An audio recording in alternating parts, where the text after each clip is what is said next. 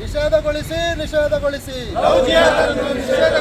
ನಿಷೇಧಗೊಳಿಸಿ ನಿಷೇಧಗೊಳಿಸಿ ಬಂಧಿಸಿ ಬಂಧಿಸಿ ಬಂಧಿಸಿ ಬಂಧಿಸಿ ಬಂಧಿಸಿ ಬಂಧಿಸಿ ನಿಷೇಧಗೊಳಿಸಿ ನಿಷೇಧಗೊಳಿಸಿ ನಿಷೇಧಗೊಳಿಸಿ ನಿಷೇಧಗೊಳಿಸಿ ಬಂಧಿಸಿ ಬಂಧಿಸಿ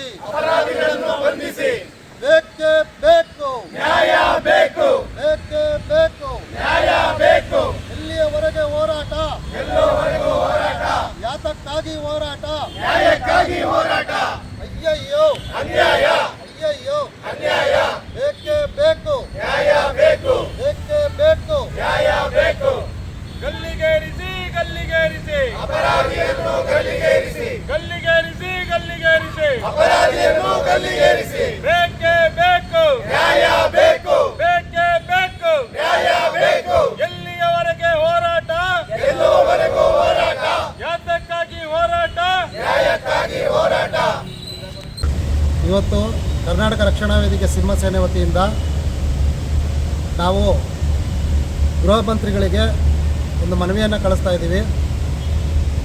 ಗರಗ ಪೊಲೀಸ್ ಠಾಣಾ ವ್ಯಾಪ್ತಿ ಧಾರವಾಡ ಜಿಲ್ಲೆಯಲ್ಲಿ ಒಂದು ದಲಿತ ಹೆಣ್ಣುಮಗಳು, ಅಪ್ರಾಪ್ತ ಹೆಣ್ಣುಮಗಳು ಲವ್ ಜಿಹಾದಿನ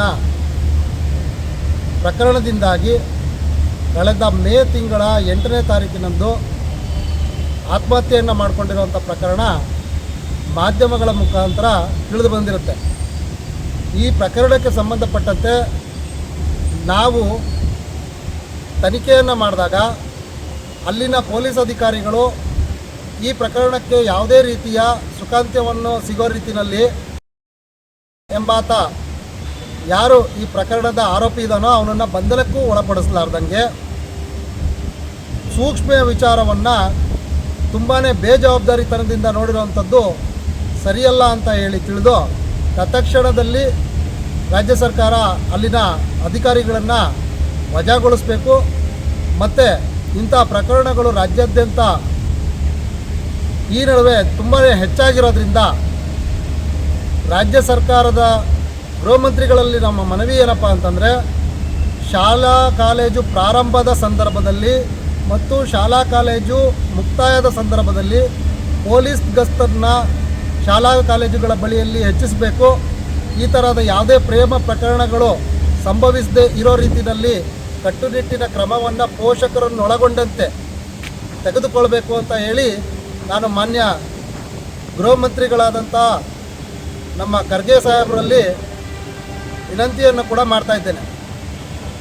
ಇದಷ್ಟೇ ಅಲ್ಲದೆ ಹಾಥ್ರಸ್ನಲ್ಲಿ ನಡೆದಂಥ ಪ್ರಕರಣ ಈ ಸಂದರ್ಭದಲ್ಲಿ ನಾವು ಜ್ಞಾಪಿಸ್ಕೊಳ್ತಾ ಇದ್ದೀವಿ. ಕಾರಣ ದೇಶದಾದ್ಯಂತ ಅದು ಪ್ರತಿಭಟನೆಗೆ ತಿರುಗಲಿಕ್ಕೆ ಅವಕಾಶ ಕೊಟ್ಟಂತಹ ಪೊಲೀಸ್ ಅಧಿಕಾರಿಗಳೇ ಅಲ್ಲಿ ಕಾರಣಕರ್ತರು. ಅದೇ ರೀತಿಯಲ್ಲಿ ಇಲ್ಲಿ ಈ ಪೊಲೀಸ್ ಅಧಿಕಾರಿಗಳು ನಿರ್ಲಕ್ಷ್ಯವನ್ನು ವಹಿಸೋದ್ರಿಂದ ಇದು ರಾಜ್ಯವ್ಯಾಪಿ ಹೋರಾಟ ಏನಾದರೂ ಆದರೆ ಸರ್ಕಾರಕ್ಕೆ ಕೆಟ್ಟ ಹೆಸರು ಬರುತ್ತೆ. ಇಂತಹ ವಿಚಾರದಲ್ಲಿ ತಾರತಮ್ಯವನ್ನು ತೋರಿಸ್ತಾ ಇಂತಹ ವಿಚಾರದಲ್ಲಿ ಯಾವುದೇ ಸೂಕ್ಷ್ಮತೆಯನ್ನು ಅರಿಯಲಿಲ್ಲದಂಗೆ ಇನ್ನೂ ಬಂಧನಕ್ಕೆ ಒಳಪಡಿಸದೆ ತಿರುಗಾಡ್ತಾ ಇರುವಂತಹ ಪೊಲೀಸ್ ಅಧಿಕಾರಿಗಳನ್ನ ತತ್ಕ್ಷಣದಲ್ಲೇ ಕೆಲಸದಿಂದ ವಜಾ ಮಾಡಬೇಕು ಅಂತ ಹೇಳಿ ನಾನು ಕರ್ನಾಟಕ ರಾಜ್ಯ ಸರ್ಕಾರಕ್ಕೆ ತಕ್ಷಣದಲ್ಲಿ ಒತ್ತಾಯವನ್ನು ಮಾಡ್ತಾ ಇದ್ದೇನೆ. ಕರ್ನಾಟಕ ರಕ್ಷಣಾ ವೇದಿಕೆ ಸಿಂಹ ಸೇನೆ ರಾಜ್ಯಾಧ್ಯಕ್ಷರು ರವಿ ಪ್ರಸಾದ್.